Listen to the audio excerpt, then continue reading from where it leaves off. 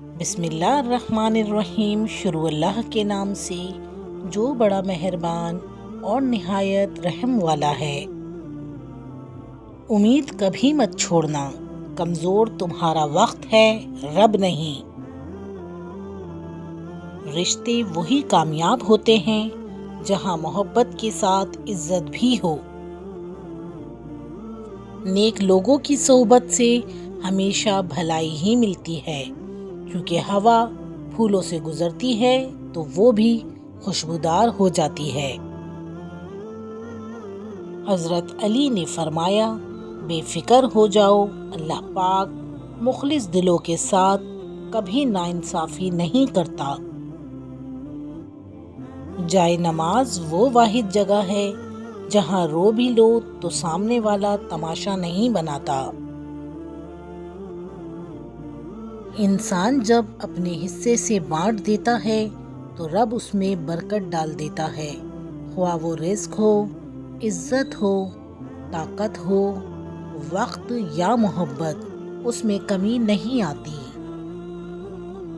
آج کل وہ لوگ ہمیشہ اکیلے ہی پائے جاتے ہیں جو دل اور زبان کے سچے ہوتے ہیں۔ کتنے پاگل ہیں نا ہم لوگ، ان لوگوں کے پیچھے ہم خود کو تباہ کر لیتے ہیں جن کو ہماری پرواہ تک نہیں ہوتی۔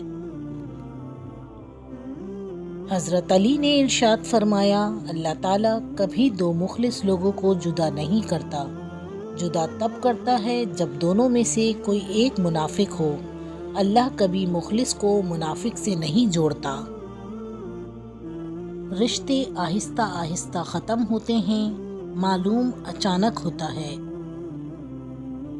کبھی کبھی ہماری اداسی کی وجہ ہماری اپنی سوچیں ہوتی ہیں جو ہمیں اندر تک کھا جاتی ہیں۔ میں نے باہر تو لگایا ہے رونق میلہ، میں نے باہر تو لگایا ہے رونق میلہ، خود کو اندر سے ویران کرا بیٹھا ہوں۔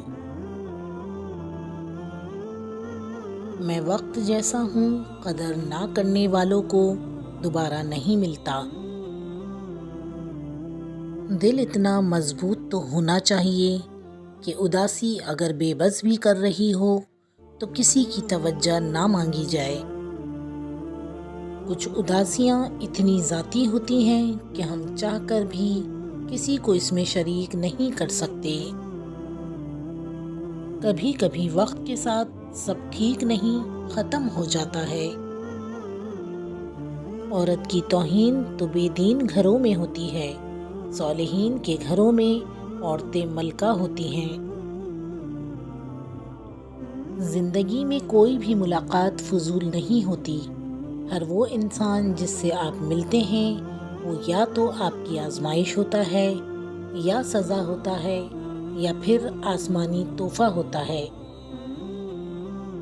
بہت سی باتیں ایسی ہوتی ہیں جن کے جواب میں ہم صرف ٹھیک ہے کہہ دیتے ہیں، حالانکہ وہ کسی بھی طرح سے ٹھیک نہیں ہوتی۔ اٹھانا خود ہی پڑتا ہے تھکا ٹوٹا بدن اپنا، کہ جب تک سانس چلتی ہے کوئی کاندھا نہیں دیتا۔